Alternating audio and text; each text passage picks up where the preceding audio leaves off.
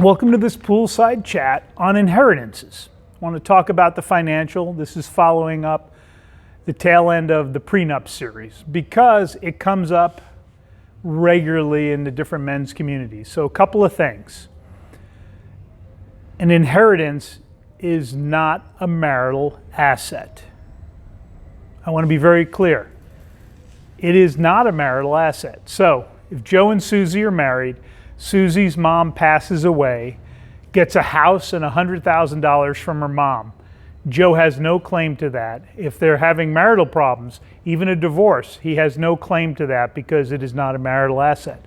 Conversely, if Joe receives a house and $100,000 from his dad, even if they're in the middle of a divorce or they get divorced, that is not a marital asset. Susie has no claim to it.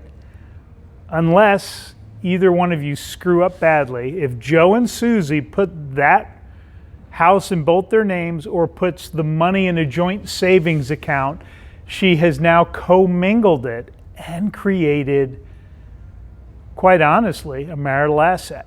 So, gentlemen, and any ladies watching this, if you inherit a large sum of money, a house, whatever, there's a couple of things I want you to do. I want you to not make any big decisions for 6 months because if you're grieving the loss of a parent, you need to have time to do that. If you need to put it in a bank account, I want you to go to a bank separate of where you normally do your banking. I keep my emergency fund in a separate bank from where I do my daily banking because then it's not accessible and it's only used for emergencies. But it's really important you open the account only in your name and you deposit that money there. Again, don't care if you're the husband or the wife. And when the time comes you need to make decisions, what you want to do, you can spend some on both of you for a great vacation, but you do not ever commingle an inheritance into a joint account because it makes it a marital asset. So let's say Susie does that, puts it into the joint savings account. Joe's going to get divorced, and right before she gets served, he takes out half of that $100,000. He's actually legally entitled to because it's a marital asset. It's not cool, but it also would not be cool the other way around.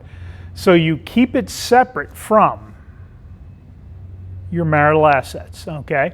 Doesn't mean you don't love your spouse, but it was an inheritance left to you. And that's the person who needs to control that asset, all right?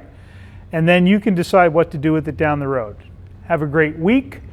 And remember, never commingle an inheritance and turn it into a marital asset. Have a great one.